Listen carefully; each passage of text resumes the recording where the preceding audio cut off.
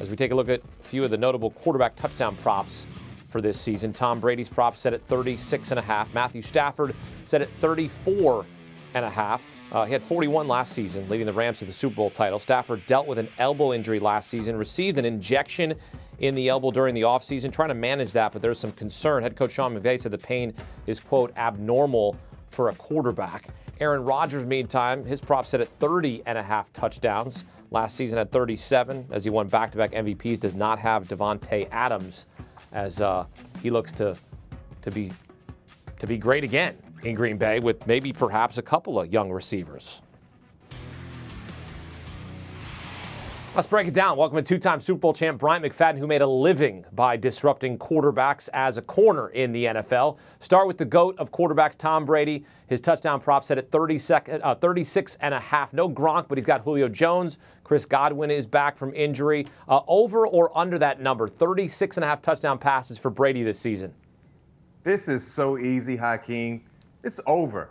It's over. I mean, Tom Brady clearly has not slowed down at all. His arm is still in tip-top shape. The cerebral game that he's able to display has been extremely accurate. He has the personnel to be able to go over this number. But you look at what he's done since becoming the quarterback there for the Buccaneers. The last 2 years, a total of 83 touchdowns.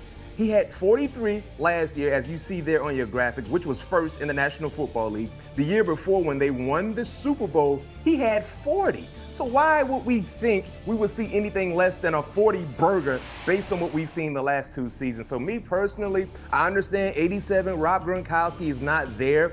So the red zone efficiency might not look the same, but they still will provide the same numbers in my opinion, because other players will take up some of the slack that's missing from Rob Gronkowski not being there. Look at Tom Brady moving around, looking so fluid, look extremely good. I mean, the diet is on point. His health is on point. I mean, he's always been extremely durable. And like I said, that old play 60 arm is always warmed up from Tom Brady, so I'm going over. Father Time is undefeated, though. So there you go. No. Father Time is undefeated, and it doesn't matter who it is. Tom Brady's 45 years old. This is a little sweaty. You need 37 to get him. He's 45, and it would be a Tom Brady-like thing if he threw 45 passing touchdowns. That's not happening. Clip this off. That he ain't throwing 45. I didn't say he will. I just said it would be a Tom Brady-like thing if he threw 45 touchdowns for his age. It would be. You're right. If he went 45, yeah. What if I told you, 45, the 45? All right, we'll see. We'll see. Tom Brady and the Bucs will play Matthew Stafford and the reigning Super Bowl champion Rams in Week 9 on CBS. Stafford's prop set at 34.5 touchdown passes, had 41 last year as he led the Rams to the Super Bowl title. Dealt with an elbow injury, though, last season. Received an injection in the elbow during the offseason, but there's some concern here. Sean McVay said the pain is abnormal for a quarterback. B-Mac, are you concerned about that, especially when you're looking at making a wager on his touchdown prop? No, I'm not. I'm not at all.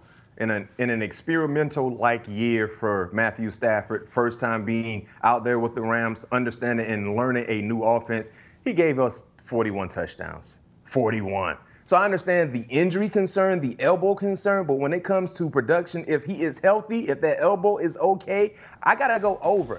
I don't believe this elbow will hamper or hurt Matthew Stafford throwing over 34.5 touchdowns. This man, we all realize what type of talent he is when it comes to throwing the football. We were able to see all of that put on display in a good situation, which was last year with the Rams. So I don't see him slowing down. Cooper Kupp is not going anywhere.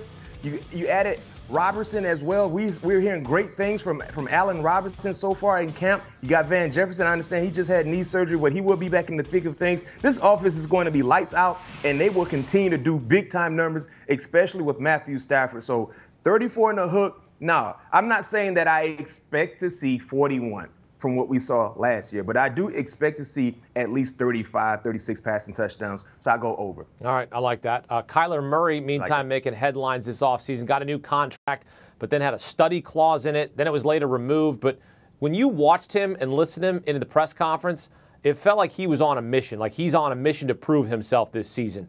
Cardinals traded for Hollywood Brown on draft night, pairing him with his former Oklahoma teammate. However, they won't have DeAndre Hopkins for the first 6 games of the season. He was suspended for PED use. Kyler's touchdown prop set at 25.5. Need him to be healthy here, B-Mac. What's your prediction for the Cardinals QB? My prediction is based on the expectations for Kyler Murray this year. He better go over this prop bet. 25 and a hook is the number. I go over because he better go over. When you give a quarterback $160 million guaranteed, a total contract of $230 million, you're expecting to see, at the bare minimum, 26 or 27 passing touchdowns, regardless who is in the lineup. Yes, not having DeAndre Hopkins could be a huge, huge loss, but I do not care. This is a man that wanted a contract, felt like he was deserving of a contract. They gave him the contract. So me personally, seeing this number of 25 and a half, he has to go over. So I'm taking over because the pressure is there. Last year, we saw 10 quarterbacks throw for at least 26 passing touchdowns, and Kyler Murray was not one of them. He had 24. The year before that, in 2020, he had 26. So he has to find a way to be more efficient in the red zone to be able to get over this prop of 25 and a half. And like I said, I'm taking the over based on the expectations for Kyler Murray. They have become extremely, extremely big when it comes to what people expect to see him do. So I'm going over. He better. It has to happen, right, Hakeem? It should. When you give a guy that much money, and look, like I said, I feel like he feels like he was disrespected by that study prop in the contract. They later took it out. But still, I feel like he feels disrespected, and he's got to reprove himself, even though he was in the MVP conversation to start the season. I know he kind of tailed off, got him in the playoffs, they lost, but I feel like this is a big year for Kyler Murray. He's got to have a big year for them. All right, staying in the NFC West, Trey Lance taking over in San Francisco's prop set at 21.5. B-Mac, do you think Trey is going to have a big year in his first year as a starter in the NFL?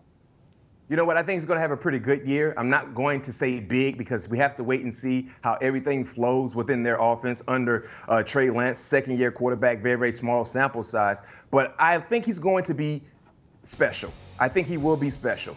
Great year, not quite ready to say that, but a good year. But I'm going under this prop bet, not because I have concerns in who Trey Lance is as a quarterback, especially being efficient in the red zone. It's just about what he brings to the table, Hakeem. I can easily see when they get into the red zone, they might rely more on his mobility, his athleticism than his arm, which is okay because that would make their offense much, much deadly when you talk about everything else you have to worry about. So I see at least 20 touchdowns. I'm not quite ready to say 22. I think I have to see how things flow, but if I'm going to make a bet with Trey Lance in regards to his prop bet, I go under this 21 and a hook, just primarily, like I said, in the red zone. We know what type of outstanding athlete he is. We know how creative Kyle Shanahan can get in the red zone. So I think they might take the ball out of his hands and put it more in, take it away from him when it comes to throwing the football and allow him to be more of a ball carrier with an option. And I think they would do wonderful. That would be wonderful for them when it comes to red zone opportunities. Yeah, the one thing I'm thinking here, right, is he throws those short intermediate passes to Deebo Samuel, and that's like 75% of the touchdown prop. Like he throws, 10, 12 touchdowns, half of the prop because he's throwing these short intermediate passes to Deebo out of the backfield. That counts. You know what I'm saying? Like, If that's going to be his safety blanket, Deebo and George Kittle, you get these short and then you get yak. Sometimes you go over. When you look at this number, when you look at the offensive play caller, right, the players that are surrounding him, it seems so low. I understand first-year quarterback, but this is a team that has playoff aspirations. This is a team that can get to the Super Bowl, right? Wow. But you see this number, you're like, why is it set so low? Yeah, it's first year, right? He might have some struggles. We'll see. We'll see about that, but that's an interesting one. Trey Lance is a Minnesota native. As for the quarterback that plays for Minnesota, Kirk Cousins, who's a friend of the program, coming off a season where he had 33 touchdown passes, 10 of them to our guy Justin Jefferson. Cousins has had 7 straight seasons of 25 or more passing touchdowns. His prop's not set at 25. It's set at 31.5. Over or under that number for Cousins in 2022? Over. You said it. A year ago, 33 touchdowns. This offense is night and day compared to what he was a part of last year. Kevin O'Connell is calling plays. You better believe he has a lot of heat when you look at having number 18 in the lineup. Justin Jefferson, one of the best wide receivers in the game. A healthy Adam Thielen. Irv Smith Jr. is healthy as well. I expect big things from him. This is an offense that's going to be outstanding. They're going to be entertaining to watch. I wouldn't be surprised, and I'm saying this right now on HQ with my guy Hakeem, I wouldn't be surprised to see Kirk Cousins drop 40 this year. Forget 31.5. What about 40? What about it? Yeah. I think that's doable. Why don't you? I think that's reachable. You could always go alternate touchdown prop. I mean, he's going to be juiced, obviously. You're going to get some nice value there. Yeah, I'm taking over. I'm taking over. 31.5. I see that easily, being surpassed. But what about 40? Might be a 40 burger. Maybe. It could be like your big-time value play with Cincinnati winning the national championship that you were trying to get to happen. I mean, I tried. I rolled a dice. That was brave out of you to do that.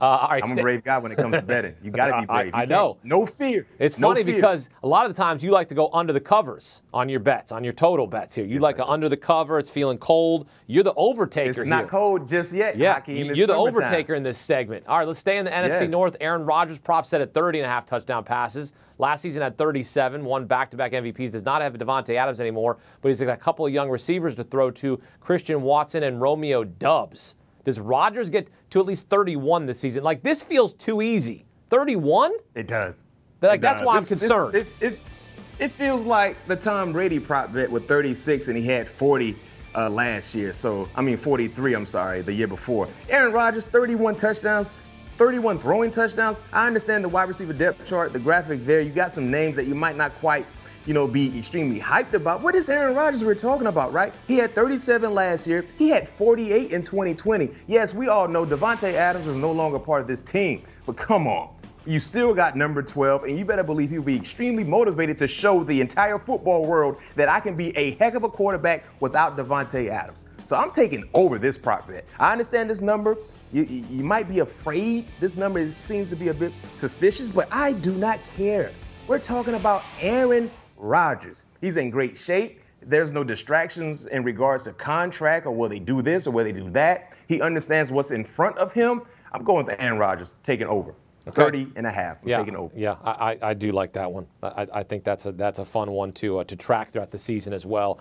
Get me 31 touchdowns for Aaron Rodgers. All right, the last quarterback prop we're looking at is my old quarterback from Cleveland, now in Carolina, Baker Mayfield. Touchdown prop 21.5, coming off a shoulder injury. What are your expectations for Baker in year one with the Panthers? Well, number one, will he be the starting quarterback? Right? Yes. He's in the competition right now. So it's not like he's set in stone to be the day one starter compared to the other guys we had the luxury of talking about. So my expectation for Baker, if he is who we believe he is, win the starting job. Last year was the injury concerns that hampered his development, his growth, his production, but he's healthy, right? So if he is that guy, he should be the starting quarterback. But in regards to this number 21 in the hook, Hakeem, I take the under. I take the under because we don't know if he will be the starting quarterback. Let's say you take the over and he's not the starting quarterback coming out of camp and he has to wait his shot if something happens offensively. Now, of course, your prop is disco dead. And disco has been dead for a long, long time. That would be the nature of your prop if you take the over and Baker is not the starting quarterback initially. So me personally, not knowing exactly how this quarterback competition will play out for the Carolina Panthers, I'm taking the under. Yeah, but I feel like they have to start Baker, right? You know what you have with Sam Darnold. You know what you have with Sam Darnold. Baker's got to be the starter week one. Wait a minute. Hold on, Hakeem. You don't have to if he's not deserving of being that guy. If all goes well in training camp, right? He looks good. He looks the part. Like, why wouldn't you want to see him out of the gate? I hear what you're saying, but he has to look good. He has to look good the entire camp. He has to look better than his competitor in Sam Darnold. What happens if he's not looking better than Sam Darnold? He's not being consistent. Then that's why I said if you take the over right now, not knowing if Baker will look better than Sam Darnold, your prop is disco dead. So maybe you wait to make this wager after the first couple of games of the preseason, and then you might have a better idea. No? But what happens if you wait? Well, the number will likely adjust. It will adjust. Right. So I think you take this right now. You take it now under. I'm taking under regardless. Okay. Yes. All right. You're biased because he was your former quarterback, and you have a soft spot for Baker. I mean, Baker and the Panthers host the Browns in week one. Again, inside 40 days until our first NFL Sunday. BMAC's going to be with us for our first NFL Sunday. He's going to be with us every Sunday. BMAC, appreciate it. Great stuff. Here we go as we look back at his props that he selected. Tom Brady over, Matthew Stafford over, Kyler Murray over, Trey Lance under in his first year as a starter, Kirk Cousins over. He said he might throw for 40. Aaron Rodgers over. They got to get 31. And his last one, Baker Mayfield, he's going under because he's not sure if he's going to be the starter in Carolina. We'll see. We'll see. Do you want a sports network that delivers everything that matters about the game? The highlights, the picks, the instant analysis, no yelling, no fake debates, no politics. Hit the subscribe button and never miss a moment.